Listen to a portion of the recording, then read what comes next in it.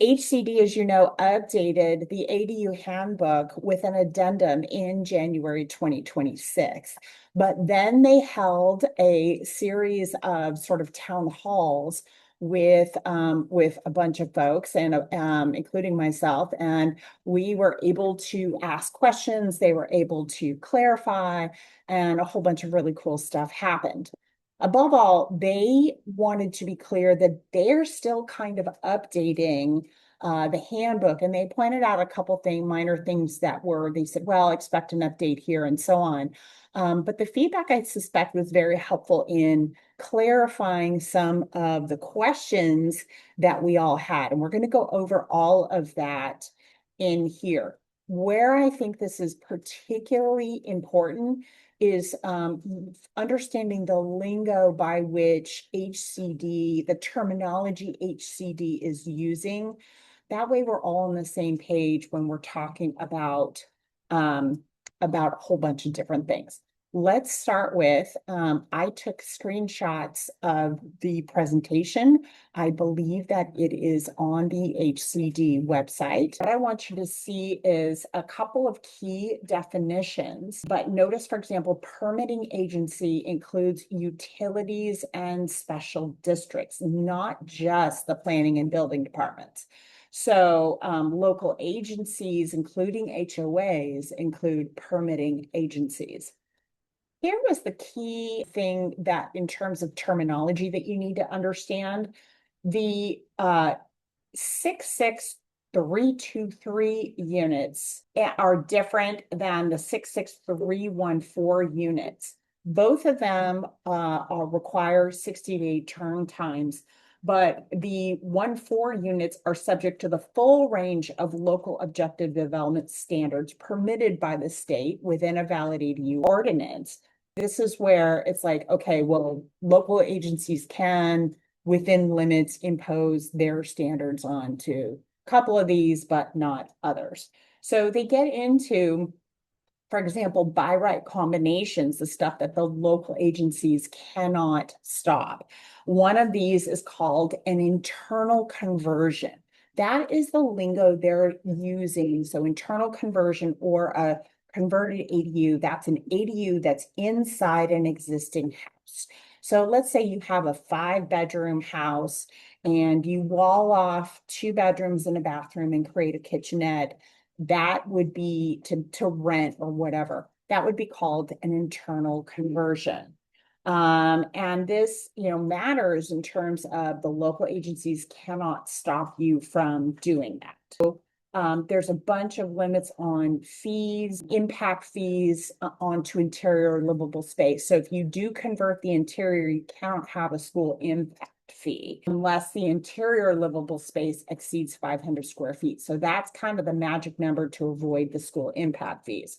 There are questions on other impact fees and whether they're applicable. We're starting to challenge those, but don't let it stop you. Also, permitting agencies have 15 business days to determine whether an ADU application is deemed complete. So this goes back to, they have to provide a comprehensive list on the website as to everything needed in a permit approval, and the permitting agency, whether it's utility, the planning department, whatever, has, once you've submitted it, preferably with all of those items, they have 15 days to deem your application as acceptable, meaning you have all the items. And then they have to identify, apply, ministerially approve it or not, or give you, revisions or deny it.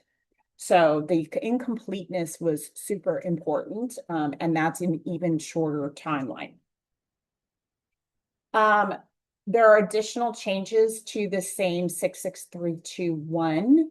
Maximum floor areas cannot limit ADUs to less than 850 or 1,000 square feet. So, and that's really important. So they're giving you bigger sizes above the 800. I'm noticing that what used to be the 800 square feet number is really bumping up to 850. So there's all kinds of additional items there. These do apply in the coastal zone. Now, it still has to be reviewed by the Coastal Commission. Many cities have the coastal application. So Coastal Commission is allowing cities like San Diego to say, you know what, you make the interpretation for us. We trust you. So watch for those local cities that have those approval. It's called the local coastal program.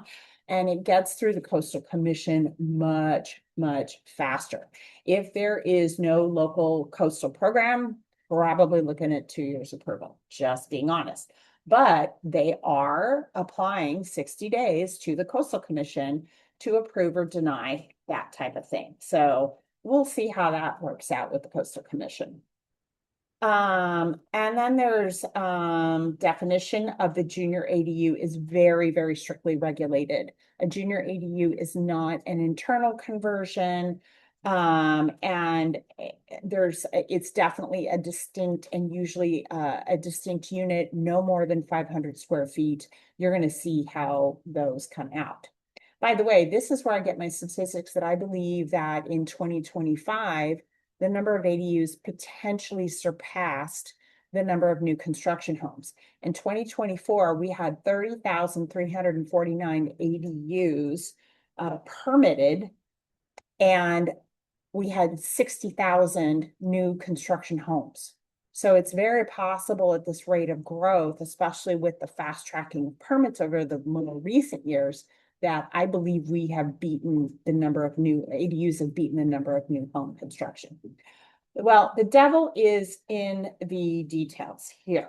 So deed restrictions for junior ADUs to have a shared bathroom, can we still require a deed restriction for owner occupancy? Deed restrictions for junior ADUs may only have 2 items: a prohibition on the sale of junior accessory dwelling units separate from the sale of a single family home, including a statement that the deed restriction may be enforced against future purchasers. And 2, a restriction on the size and attributes of the junior accessory dwelling unit. In other words, if you build a junior ADU under state code, you cannot sell off the junior ADU separate from the house. And if the local municipality has a deed restriction on that junior ADU, then when you go to sell it, you keep the deed restriction. You probably have to pass that on to the new purchaser. Now, I can tell you buyers are often happy to have that. That's no problem. Now, and they do later say that municipalities may allow the sell-off of attached junior ADUs, which County of San Diego is looking at allowing.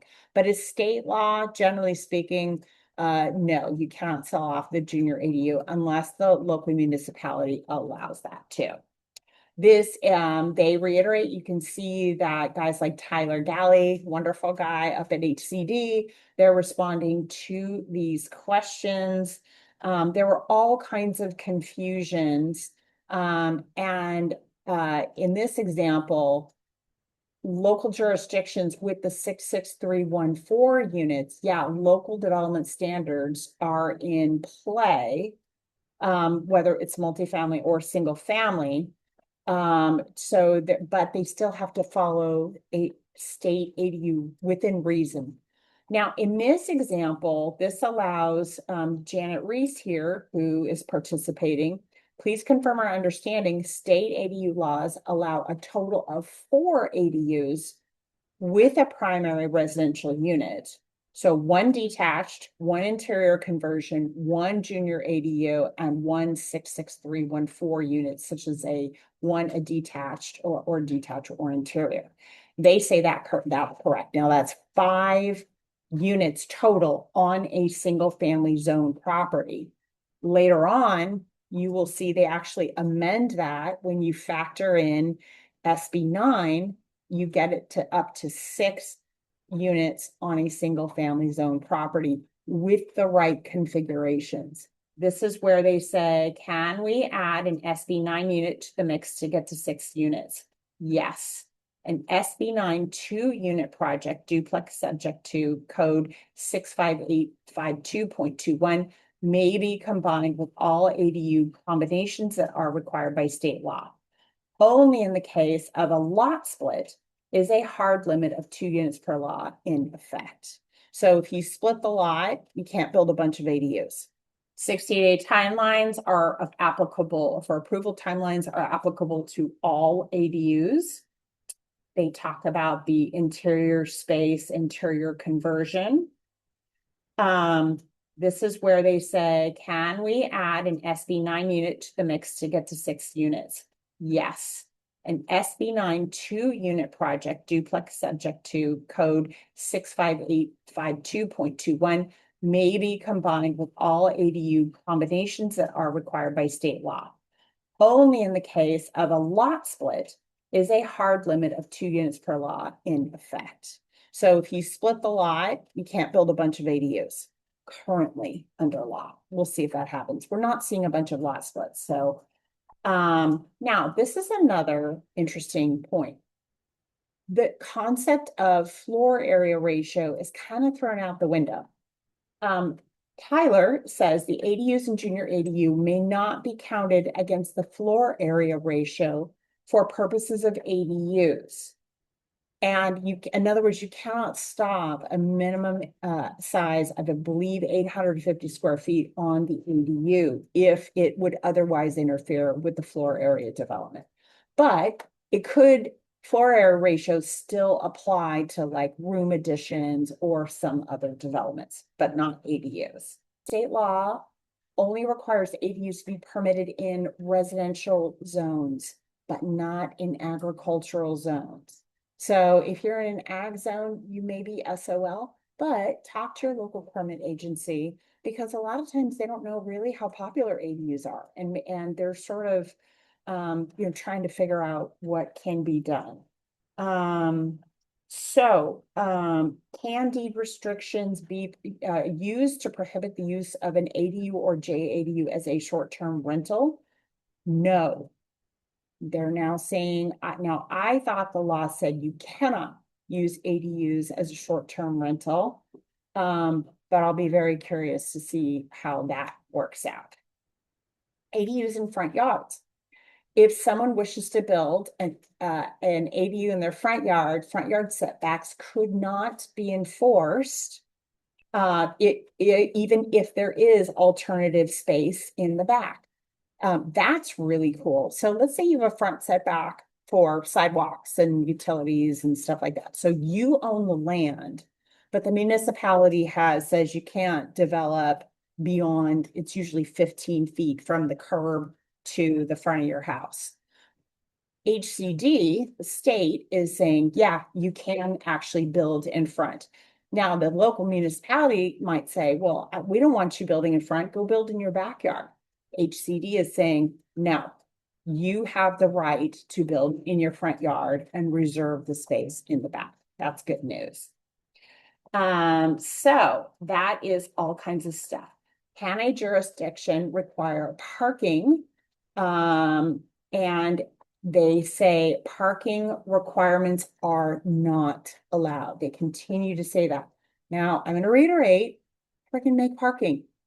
You're going to lose like people when they go to rent, they need parking, and street parking is going to make your neighbors really unhappy. And the renter is going to say, yeah, I will pay only $500 less. So you often get a massive reduction in rent benefits if you don't include parking. So include the parking, bump your rent up by $500 or so, and you're good to go. Clarifications, are junior ADUs able to be new construction, or is it an addition and then converted? And the HCD says a junior ADU may be new construction if it is part of a proposed single-family dwelling.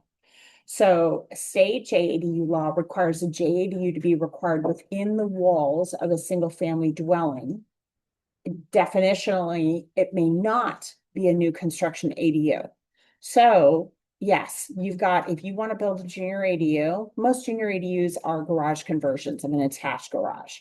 So if you want to build a new construction ADU, the only way to do it is to build it as a room addition first, and then wall it off and rezone it as a junior ADU. So that's kind of important. Fire sprinklers, they reiterate, fire sprinklers may only be required if the fire sprinklers are in the primary dwelling.